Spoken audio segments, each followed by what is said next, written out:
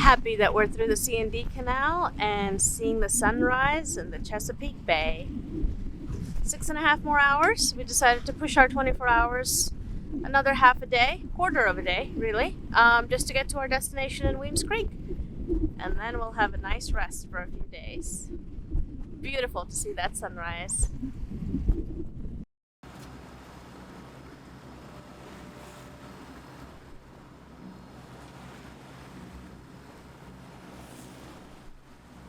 Well, what do you want to do after 31 hours of sailing? Is to do a really weird mooring is what you want to do. So we have to just get our energies together for one last thing, and then we are at our destination, which is amazing. All right, well, that was unnecessary excitement. Right when we went to moor and we were going to go grab the pendant, our engine died and we couldn't keep track of it. We couldn't turn it back on. It kept turning off. And so we had to hurriedly drop everything, get the mainsail out, sail out a little bit and drop the anchor. And we did, which was amazing. I don't think we would have done that a month ago. And now what we're doing is we've tested it. Now it works fine. I don't know what happened, but we'll theorize later. For now, what we're doing is we're actually gonna put the motor back in the dinghy as well as the gas tank, and then go test out the main engine, Turtle's engine, for a little bit. And if it works, then we're gonna go try to moor again. But we're putting the engine on the dinghy just in case something else happens. We have a smaller boat with a working engine, working motor. So we'll see. We've been in Annapolis for a few days now. When we came in, it was after a 31-hour sail all the way up from Atlantic City, down through the Delaware River, back down the Chesapeake to reach Annapolis. Very end of that was a little rough. The wind started picking up. It was something like 24 knots blowing against us, and in the Chesapeake, since it's so shallow, you get like really big waves. So it was pretty rough coming all the way down from the top of the Chesapeake down here to Annapolis. So we got in, we were pulling up to our mooring ball that our friend John graciously lent to us. As we were backing up to get to the mooring ball, suddenly our engine cut out, which was surprising because it had been running for, a good like 6-7 hours before that. So we are now being blown off. It's not something I think we would have originally thought of doing even when we first started with our boat, but we immediately pulled out the mainsail. There was enough wind, so we were able to kind of get ourselves away from the shore and move the boat to a safe location, drop the anchor, and start looking at the issue.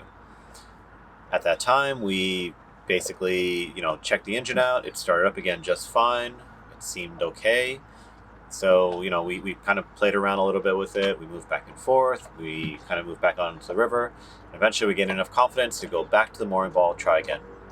So then we are again at the mooring ball, ready to put the rope through. We are maybe one turn away, and as we go to put the rope through, the engine cuts off again. And this time it just won't start up at all. So we, again, get our sails up, maybe 40 feet from the shore, get the boat back to the same spot we were at before, drop the anchor. As we're sitting on the boat waiting to see, how long we're going to, see what the problem is, and maybe just give ourselves, 5 minutes to kind of just breathe and relax. The rain certainly starts pouring down. So get the dinghy up, batten down the hatches, and we rode out the storm, a little bit of a storm that night. Next morning, we kind of started looking into the issue. We talked to some of our friends who are more knowledgeable and just kind of diagnosed the problem. Okay, go ahead, turn it on.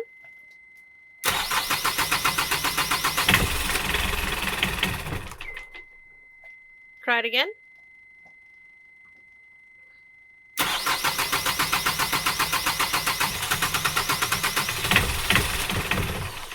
Okay, turn it off. We saw that our fuel filter was full of this, not full of it, but on the bottom there was a good amount of black sludge that wasn't there before. When we pulled out the fuel filter, we saw that it was black, it was covered in dirt, and our secondary fuel filter was also probably clogged at that point. So we realized that what probably happened, and this is not uncommon, is that we have a 30-year-old metal tank that we store fuel in. When we filled up the fuel in Atlantic City and we sailed across the ocean, all that rocking, and even that rocking in Annapolis, probably pulled a bunch of dirt and sludge that had been accumulating in the bottom and maybe growing with some algae over time, and it brought it up to the surface, or at least to where the pickup for the fuel is, and put that fuel, the fuel filter, clogged it up, and blocked it. So that's probably the cause of our issues. We've changed out our filters, so now our filters are unblocked. So technically we could start the engine right now, and whatever's in there's probably settled to the bottom. So anytime the boat rocks too much, or we get big waves, or we just maybe go forward and back too quickly, it might stir it up again. It might block our filters, and our engine might cut off. Probably at a time we don't really want it to cut off, maybe in a docking situation or a mooring situation. So the answer is we need to clean the tank. The best way to do that is really to get a hose down there, clean out the very bottom of it, and just remove all of that fuel that's completely contaminated. Then take out all the other fuel that's in there and just run it through a filter, clean that out. Once the tank is empty, maybe get down there as well and just scrub everything down so we know that it's clean. There is a service in Annapolis that does it, but they are 3 weeks out. So we're going to try to do it ourselves and see what happens.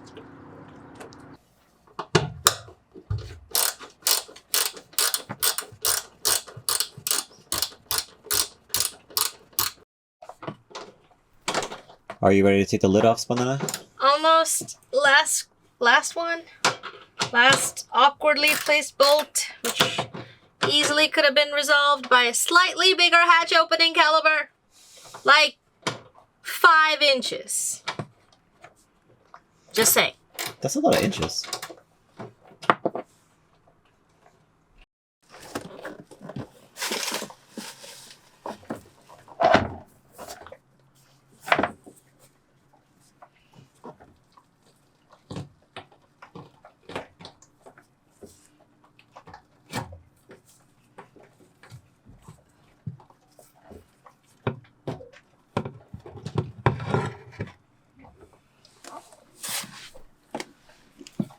Oh, that's diesel smelling, but that's cool.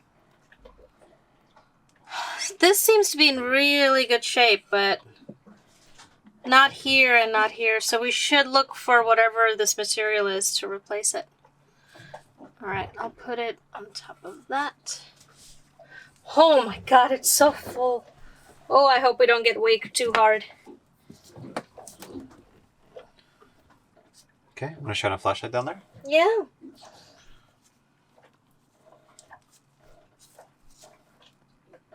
Oh! The tank is not as deep as I expected it to be. Can you see? I expected it to be a very deep, deep tank, but it's right there. I guess it's a very wide, but not super deep, which is fantastic. And from what I can see, its walls are great. I don't actually see a ton of crud at the bottom. So this is, we've kind of looked around the tank very closely. It's hard to capture it on camera, but as far as we can see, we almost everything here is just clean aluminum that the diesel is up against. There's maybe like a couple of black spots floating around, but those seem like they'll just get picked up by our Raycor filter and be okay. And for the most part, the whole tank looks like this. The walls are completely clean. The floor is completely clean. We also see that the fuel and diesel pump out is wired to be right next to this. So we do think that the previous owners at some point probably cleaned out this tank. So it seems like we're in actually really good condition. There's not much I think we could accomplish by emptying this and filtering it.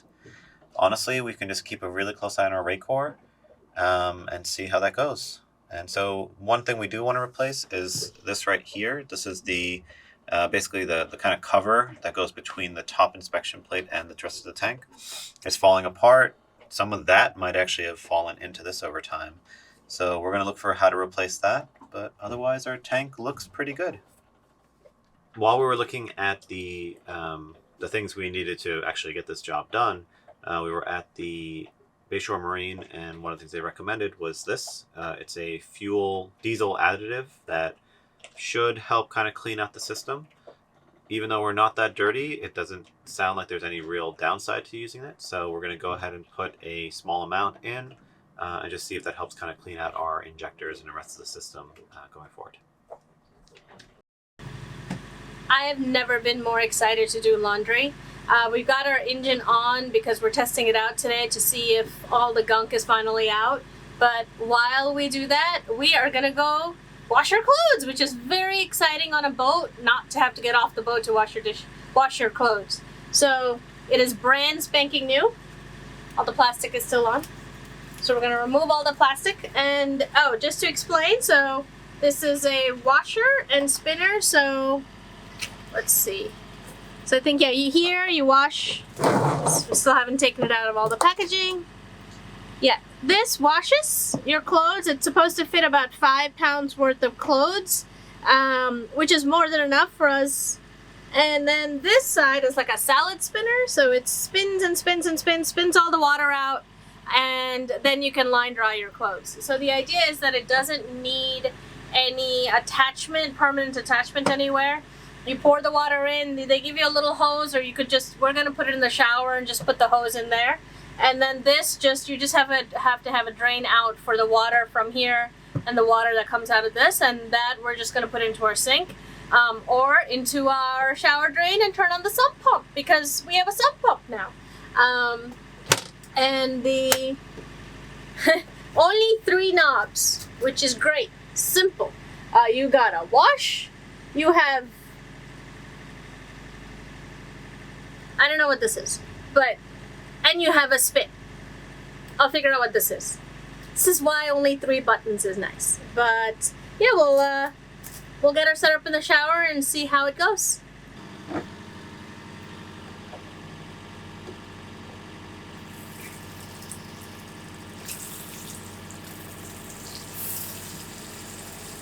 All right. There's no videos or explanation on how much water to put, so we just put enough to sort of top off all the clothes, putting in a little bit of detergent. I think that's enough. And closing it up.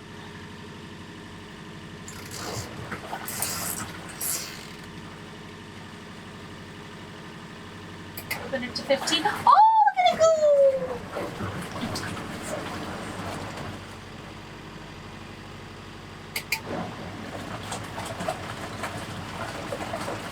It moves a little bit, but no more than a regular washing machine.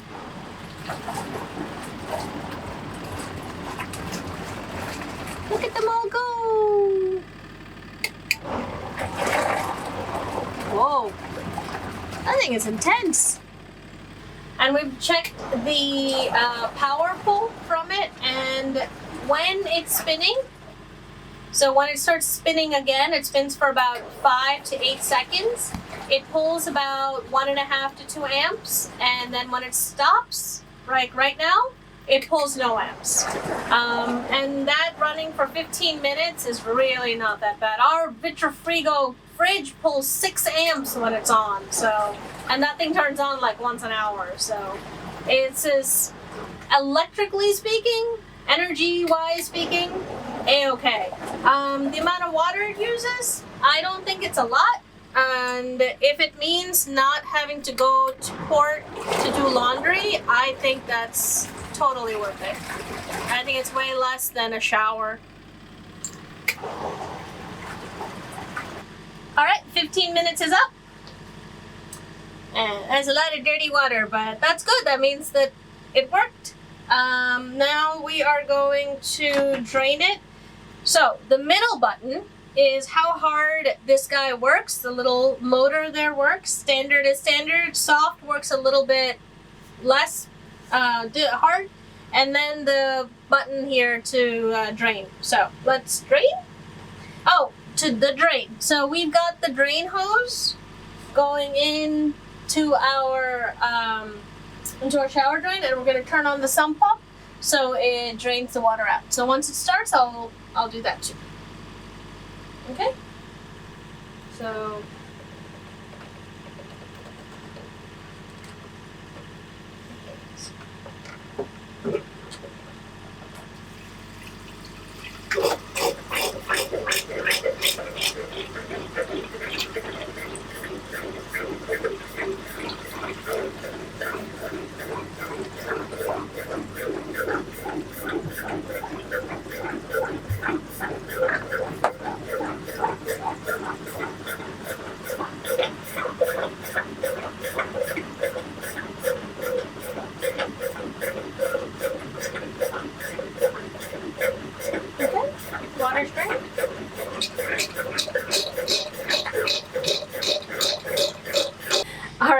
trash is done, and we actually poured in about 3/4 as much of the water as we did the first time, and then ran it for another 3 minutes just to as like a rinse.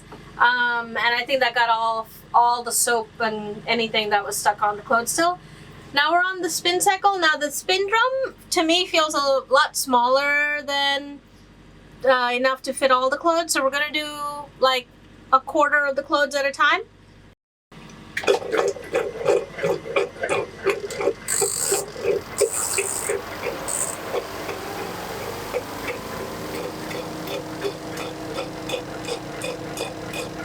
All right, the clothes are out to dry behind me on the lines, and the washer dryer worked awesome. I mean, we're just so happy because there are very few things that you absolutely need to go to port for, or find a marina sometimes, which is one is water.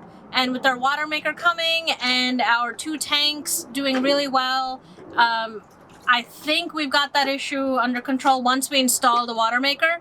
The second is laundry, and finding a laundromat that works, then getting coins together, and if it's a different country, getting those coins, and then spending your whole day schlepping laundry back and forth. You like the day goes for laundry.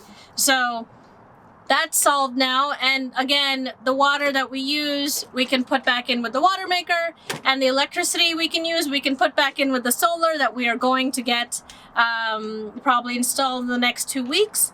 And that's it. I mean, it's and trash, that's the last one, and that makes us just have to be more careful about the trash that we make and the packaging that we use and everything, and it just minimizes our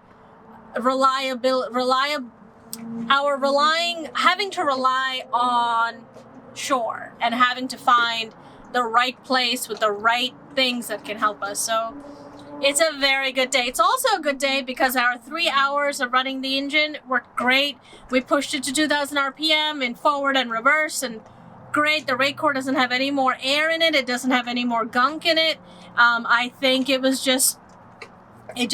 it was our journey. It pushed up a bunch of stuff, and we cleaned it out, and we cleared it out. The inside of the tank is beautiful, and it's a beautiful day, and I love it. We're gonna get started on some more projects if we want to. We can go for a sail if we want to. Very happy Sunday.